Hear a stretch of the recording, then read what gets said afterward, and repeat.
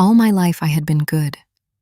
Not good in the moral sense necessarily, good in the measurable sense, quantifiable, printable, frameable, straight A's, certificates, letters of recommendation that described me as exceptional, driven, a joy to teach. I had over 500 hours of community service before I could even legally vote.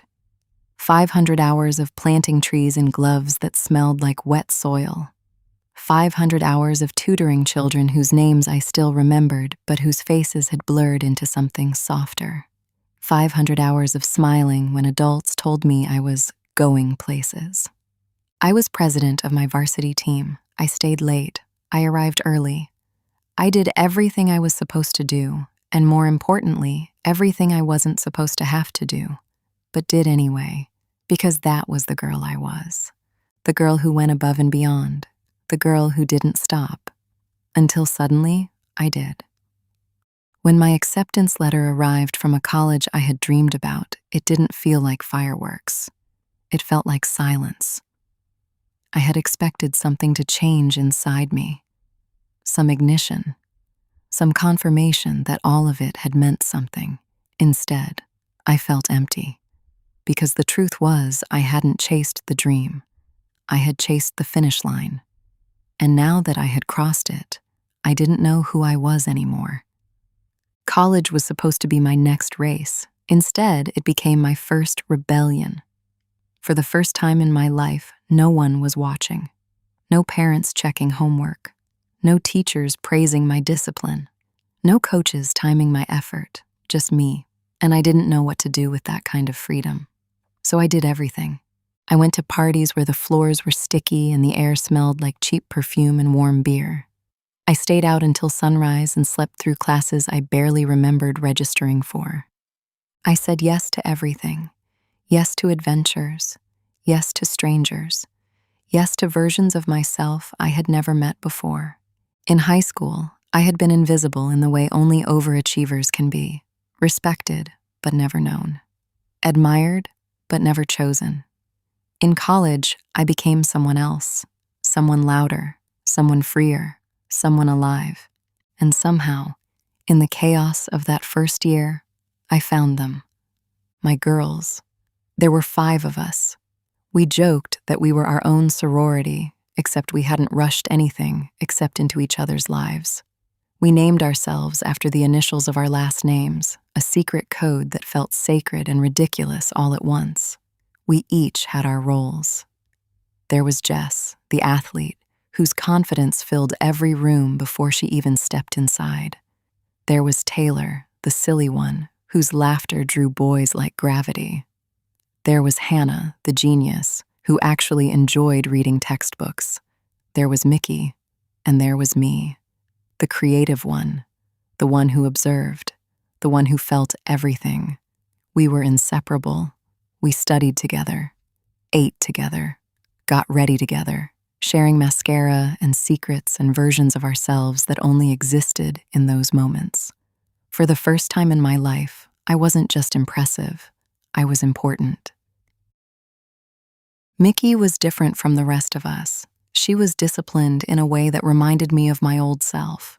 She had become a tutor for our chemistry class. By then, my grades had fallen into a quiet mediocrity. C's, even D's, just enough to survive, not enough to care. One night, I realized I had forgotten about an assignment due the next morning. It was easy to rush through. I had already done a similar assignment in my advanced placement course in high school, but it was late.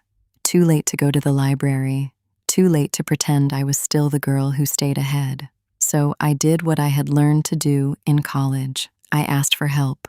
I emailed Micki. Hey, could you print my homework for me? My laptop's being weird and I can't get to a printer. Her reply came quickly. Of course, no problem. I didn't think twice about it. Why would I? She was my friend. The next day, she handed it to me. 2 crisp sheets of paper. I thanked her, barely glancing at them. I turned them in and forgot about it until 2 days later, when my chemistry professor asked me to stay after class. Her voice was calm. She led me into her office and closed the door behind us. That was when I knew something was wrong. She didn't sit. She stood behind her desk and pulled out 2 papers. She placed them side by side. I recognized one immediately. Mine. This She said, tapping it. is your homework. Then she tapped the other. And this is Micki's. They are identical. My stomach dropped. The word echoed. Identical. She looked at me with disappointment that felt heavier than anger. As you know, Micki is a tutor for this course. This is considered academic dishonesty. Academic dishonesty. The phrase sounded sterile, clinical, but it burned. She gave me 2 options: redo the assignment, or take an F. She said it like she was being generous. And maybe she was. But she didn't know the real choice she was giving me, because it wasn't about the homework. It was about who I was. I walked back to my dorm in a daze. The hallway smelled like microwave popcorn and someone's floral body spray.